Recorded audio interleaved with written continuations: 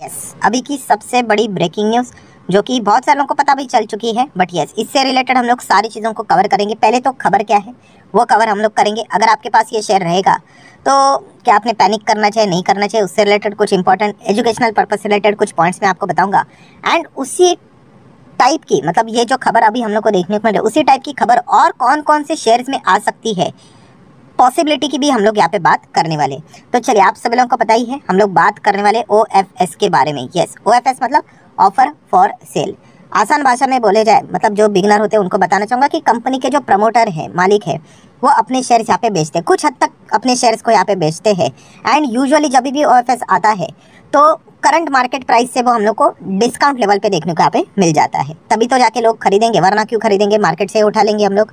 सो ये चीज़ें हम लोग को देखने को मिल जाती है। तो जब भी OFS आता है, चांसेस होते हैं 100 में से 95 टाइम्स कि स्टॉक में हम लोग को करेक्शन देखने को यहाँ पे मिल जाता है। सो कौन सी कंपनी की बात करें दोस्तों, तो हम लोग बात करें RVNL के बारे में। इससे रिलेटेड वैसे तो मैं बहुत बार आप लोगों को बोलता था कि OFS कभी भी आ सकता है, कब आएगा वो किसी को पता नहीं है। अगर कोई दावे के साथ बोलेगा कि मुझे पता था कि आज ही आएगा OFS, तो हाँ, से भी उसके घर पे चला जाएगा और उसको अंदर डाल दिया जाएगा कि फिर वो इनसाइडर ट्रेडिंग का मामला हो सकता है।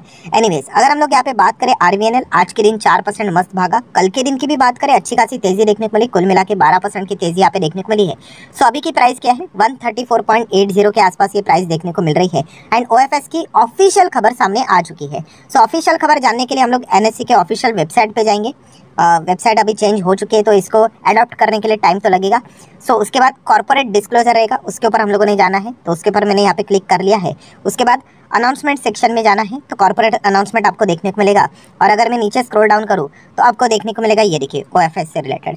तो OFS से रिलेटेड चीज़ों के ऊपर मैंने क्लिक किया, तो आप देख सकते हैं अनाउंसमेंट से रिलेटेड एक पैराग्राफ ओपन हो चुका है। आप चाहो तो इसको डिटेल में पढ़ भी सकते हैं, यहाँ पे PDF भी अवेलेबल है। सो OFS की बात करें ना दोस्तों, ठीक है, सबको पता है कि यहाँ पे पहले जो बड़े इन्वेस्टर थे उनको मौका दिया जाएगा, नॉन रिटेल इन्वेस्टर, फिर उसके बाद रिटेल इन्वेस्टर के लिए विंडो ओपन यहाँ पे हो जाएगी। वो सारी चीज़ें हमें पता है। इंपॉर्टेंट मुद्दे की बात क्या होती है कि ठीक है, प्रमोटर अपना स्टेक यहाँ पे बेचना चाह रहे, तो कितना स्टेक वो बेचना चाह रहे, पॉइंट नंबर 1। एंड सेकेंड, हाँ, कौन से दाम के ऊपर, वो सबसे इंपॉर्टेंट है, क्योंकि उसी के आसपास स्टॉक यूजुअली करेक्ट हो जाता है। सो अगर हम लोग सबसे पहले मेन चीज़ की अगर हम लोग बात करें तो कौन से दाम के ऊपर, तो आप देख सकते हो, जिसको हम लोग फ्लोर प्राइस बोलते हैं। तो फ्लोर प्राइस कितना है OFS का, 119, 119 रुपया ये प्राइस रखा हुआ है। सो अगर हम लोग बात करें आज के दिन का जो RVNL का परफॉर्मेंस था, ठीक है, इसकी क्लोजिंग प्राइस कितनी रही, तो क्लोजिंग की अगर हम लोग बात करें, ठीक है, तो वो है 134.25, इसी के आसपास रहती है। जो हम लोग को लास्ट प्राइस देखने को मिल जाती है उसी के आसपास, उसका जो एवरेज रहता है आखिरी के जो मोमेंटम का, उसका जो एवरेज करते हैं वो प्राइस हम लोग को देखने को मतलब कितना है, 134.25। सो अगर मैं इसको कैलकुलेट कर लूँ, 134.25 माइनस 119, सो इसको मैं मल्टीप्लाई कर दूँ 100 के साथ एंड डिवाइड करूँगे 134.25 के साथ, तो कितना बनता है, लगभग 11, सवा 11%। सो इतने डिस्काउंट के ऊपर ये हम लोग को OFS आते हुए देखने को यहाँ पे मिल रहा है। सो बेसिकली क्या हो जाता है कि हाँ, कि ये जो शेयर RVNL हम लोग को देखने को मिल रहा है कि वो लगभग 119 के करीब हम लोगों को जाते हुए देखने को यहाँ पे मिल सकता है। यूजुअली ऐसी चीज़ होती है, ये कोई गारंटी वाली बात नहीं कि फिक्स ऐसा ही होगा करके, फॉर्मूला की तरह नहीं, कभी कभी एक्सेप्शनल चीज़ें भी देखने को मिल जाती है। ठीक है, तो ये एक पॉइंट हम लोग को समझ में यहाँ पे आ गया। देन अभी सेकंड इंपॉर्टेंट पॉइंट कौन सा, कि क्या इसके चलते हम लोगों ने पैनिक करना चाहिए, तो दोस्तों बिल्कुल भी नहीं। मैंने ऑलरेडी आप लोगों को बोला है कि OFS ये एक नॉर्मल सी प्रक्रिया यहाँ पे होती है। एंड RVNL में OFS आएगा, ये वेल नोन चीज़ थी, बिकॉज आपको पता ही है जो रूल रहता है, शेयर होल्डिंग पैटर्न, 75% ही प्रमोटर होल्ड कर पाएंगे, 25% पब्लिक के लिए रखना पड़ता है। हाँ, कुछ अलग अलग केसेस एक्सेप्शनल हम लोग को देखने को मिल जाते हैं, बहुत सारे कोर्ट मैटर देखने को मिल जाते हैं, वहाँ पे शेयर होल्डिंग पैटर्न ज़्यादा रहता है। ठीक है, कुछ सरकार के इंश्योरेंस कंपनियाँ देखिए, वहाँ पे आप चेक कर सकते हैं कि प्रमोटर होल्डिंग आपको 3 साल होने के बावजूद भी 80% के ऊपर देखने को मिल रही है। ठीक है, तो वो अलग अलग स्पेशल केसेस होते हैं दोस्तों। ठीक है, वो डिस्प्यूट वाली चीज़ें हम लोग को देखने को यहाँ पे मिल रही है। देन अगर हम लोग बात करें तो ये देखिए, प्रमोटर की होल्डिंग कितनी थी, 87 सितंबर 2020 में, और अभी की अगर हम लोग बात करें 3 साल लगभग सितंबर 23 को कंप्लीट होंगे तो 78% था। मतलब कुछ हद तक वो अपना स्टेक बेचेंगे प्रमोटर, ये बात तो थोड़ी बहुत फिक्स थी। एंड वही चीज़ हम लोग को देखने को यहाँ पे मिली है। सो RVNL की अगर हम लोग बात करें तो सरकार कितना माल अपना यहाँ पे बेच रहे परसेंटेज टर्म में, सो दोस्तों वो स्टेक है, आप यहाँ पे देख सकते हो 5.36%। ठीक है, तो ये परसेंटेज हम लोग को देखने को यहाँ पे मिल रहा है। सो इस खबर के चलते डेफिनेटली कल के दिन आरवीएनएल फोकस के ऊपर रहेगा, शायद से गिरावट के चांसेस भी हम लोग को थोड़ा बहुत देखने को यहाँ पे मिल सकते हैं। मेन मुद्दे की बात क्या, अगर मान लीजिए किसी के पास आरवीएनएल, क्या उन्होंने डरना चाहिए? तो दोस्तों बिल्कुल भी नहीं, एक पैसे का भाई डरना आप लोगों ने यहाँ पे नहीं चाहिए। मैं बार बार आपको बोल चुका हूँ कि ओएफएस ये नॉर्मल प्रक्रिया होती है। देखिए अगर ऐसा होता कि कुछ गड़बड़ी करके तो वो स्टेक बेच रहे 5%, तो सामने वाले खरीदेंगे क्यों? कॉमन सेंस वाली बात है ना। ठीक है, ओएफएस का नाम थोड़ा बदनाम क्यों है आपको मैं बता दूं, क्योंकि कुछ ऐसे प्राइवेट कंपनियां हैं, हाँ, वो इन चीज़ों का गलत तरीके से इस्तेमाल यहाँ पे कर भी चुके हैं। आपने देखा होगा कि स्टॉक एकदम रॉकेट की तरह ऊपर लेके जाते हैं एंड फिर बहुत बड़े डिस्काउंट के ऊपर ओएफएस वहाँ पे लेके आ जाते हैं। ठीक है, कुछ कंपनी तो शॉर्ट पोजीशंस बनाकर भी आए थे, आप सब लोगों को पता ही है वो क्या ड्रामा हुआ था।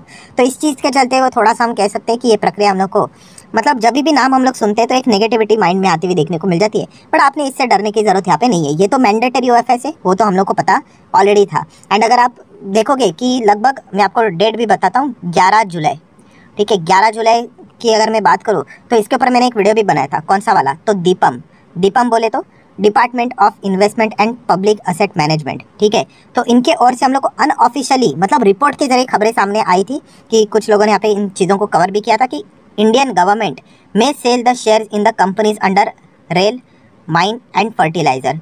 सो इससे रिलेटेड हम लोग को ये रिपोर्ट के जरिए खबर थी। ये जो अभी आपके सामने जो मैं खबर रख रहा हूँ ना, ये ऑलरेडी मैं कवर कर चुका हूँ 11 जुलाई को, ये खबर सामने यहाँ पे आई थी। एंड अगर इस खबर की अगर हम लोग बात करें तो यहाँ पे जैसे मैंने आप लोगों को बताया था, तो ये भी पॉइंट सामने यहाँ पे आया था रिपोर्ट के जरिए ही कि Deepam is planning OFS in 2 railway PSU. तो 2 रेलवे पीएसयू कौन से? तो 2 कंपनीज के नाम सामने यहाँ पे आए थे, तो उसमें से एक नाम था आरवीएनएल। एंड आप देख सकते हो ओएफएस तो सामने यहाँ पे आ चुका है। एंड एक और कंपनी, मतलब 2 रेलवे बोला था ना, तो एक और कंपनी है रिट्स करके, RITES। सो ये भी कंपनी में शायद से हम लोग को आने वाले समय में ओएफएस आते हुए देखने को यहाँ पे मिल सकता है। क्या पता यहाँ पे आप ही चुका होगा, मैं तो इसको ट्रैक नहीं करता हूँ, तो इसलिए आप जरूर चाहो तो इसको थोड़ा बहुत चेक यहाँ पे कर सकते। कुल मिला के अगर हम लोग बात करें ना, 5 कंपनीज की बात उन्होंने की थी। किसने? रिपोर्ट के जरिए खबरें सामने आई थी कि 5 कंपनीज में ओएफएस यहाँ पे आ सकता है करके। रेलवे सेक्टर में 2, फर्टिलाइजर में 2 एंड माइनिंग से रिलेटेड भी 1-2 कंपनीज का नाम सामने यहाँ पे आया था। सो वो कौन सी कंपनी अगर आपको जानना है तो चलिए वो भी मैं आपको बता देता हूँ, आप चाहो तो उनको भी स्टडी कर लेना। तो रिट्स को आप चाहो तो यहाँ पे जरूर इसको यहाँ पे स्टडी कर सकते हैं। देखिए RITES लिमिटेड, क्या इनका ओएफएस मैंडेटरी है? तो अगर हम लोग चेक करेंगे तो नहीं, 72% है, मतलब मैंडेटरी नहीं है। आप चेक कर सकते हो, प्रेसिडेंट ऑफ इंडिया गवर्नमेंट की कंपनी है, तो फिर भी ओएफएस आ सकता है, ऐसी कोई कंपल्शन वाली बात। ओएफएस मतलब क्या कि कंपनी के मालिक अपने शेयर यहाँ पे बेच रहे हैं।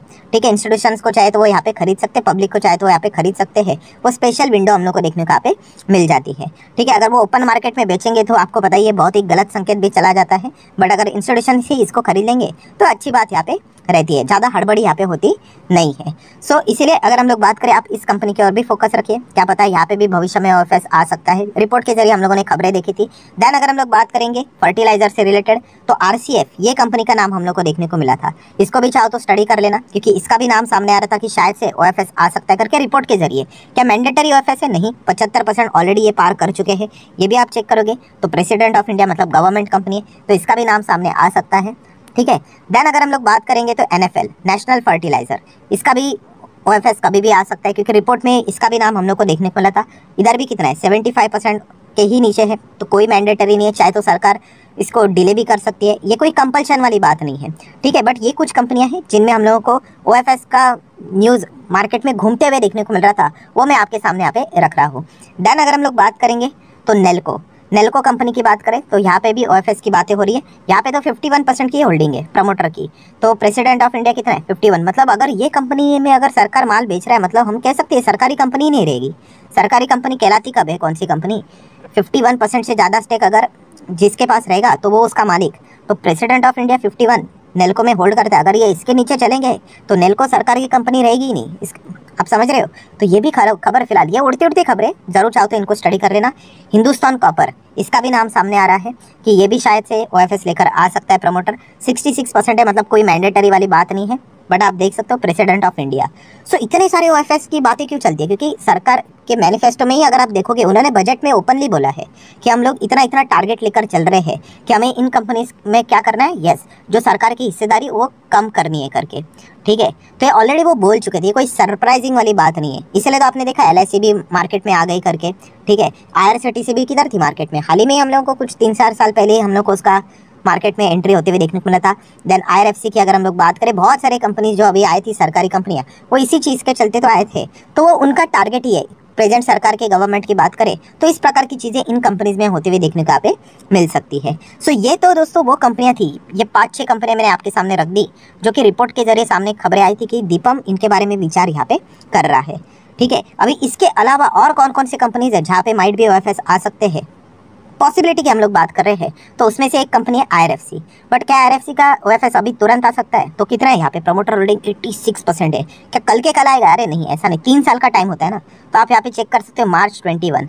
सो 21 के बाद 22, 23, 24, अरे बहुत टाइम है। ठीक है, लाने के लिए तो वो ला सकते हैं, बट हाँ ये एक पॉइंट आप लोगों को पता है यहाँ पे होना चाहिए कि आगे भविष्य में यहाँ पे भी हम लोगों को OFS देखने को यहाँ पे मिल जाएगा। देन अगर हम लोग बात करेंगे दोस्तों एक और company Mazagon dock shipbuilders, yes, यहाँ पे तो मतलब पूरे चांसेस बनते हैं, OFS कभी भी आ सकता है। ऑलरेडी 1000% के रिटर्न्स बन चुके हैं, बिल्कुल स्टॉक टॉप लेवल पे भागते हुए देखने को यहाँ पे मिल रहा है। ठीक है, मतलब सरकार को ज़्यादा से ज़्यादा पैसा मिल सकता है। एंड अगर हम यहाँ पे चेक करें तो 84% की होल्डिंग प्रमोटर मतलब गवर्नमेंट ऑफ इंडिया की देखने को मिल रही है। तो क्या पता माझगांव डॉक शिप बिल्डर्स का भी अगला नाम यहाँ पे नंबर यहाँ पे लग सकता है। ठीक है, तो इसके ऊपर आप चाहो तो फोकस यहाँ पे रख सकते हो। सो ठीक है दोस्तों, मैंने जैसे आप लोगों को शुरुआत में कहा, न्यूज़ तो मैंने कवर कर ही ली। न्यूज़ थी सिर्फ RVNL से रिलेटेड, तो उसका OFS हम लोग को ओपन होते हुए देखने को मिल रहा है, कोई भी पैनिक करने की जरूरत नहीं है। हाल ही में रिसेंटली एग्जाम ले लो ना, एग्जाम्पल ले लो, कौन सा, HL का। HL में भी OFS आया था। आज वो प्राइस देखिए और स्टॉक करंटली कहाँ पे ट्रेड कर रहा है वो भी देखिए। देखिए बिजनेस में दम होना चाहिए। ठीक है, अगर बिजनेस में दम नहीं हो रहा है ना, तो हम बोल सकते कि सरकार यहाँ पे मतलब माल बेचकर, सरकारी क्यों, कोई भी प्रमोटर ये कर सकता है, वो माल बेचकर भाग रहे करके। तो RVNL की बात करें, ये कंपनीज की बात करें, ये सब बहुत अच्छे कंपनीज है। ये ऐसे सेक्टर्स है जिनमें अभी हम लोग को वापस जान रिटर्न आती हुई देखने को मिल रही है, क्योंकि सरकार का जो प्लान है वो हम लोग को चेंज होते हुए देखने को मिला है कि इन कंपनीज को ज़्यादा से ज़्यादा बढ़ावा देना है। तो इन चीज़ के चलते बस इतना ही कहना चाहूँगा कि कोई पैनिक करने की जरूरत नहीं है। हाँ डेफिनेटली वो एडजस्ट होते हुए देखने को यहाँ पे मिल सकता है। 119 का प्राइस बोला है ना, उसी के आसपास 120, 125 के आसपास थोड़ा बहुत यहाँ पे लुढ़कते हुए देखने को मिलेगा। तो इससे कोई इतनी बड़ी मतलब बोलते हैं ना हाय तौबा करने की बात यहाँ पे नहीं है।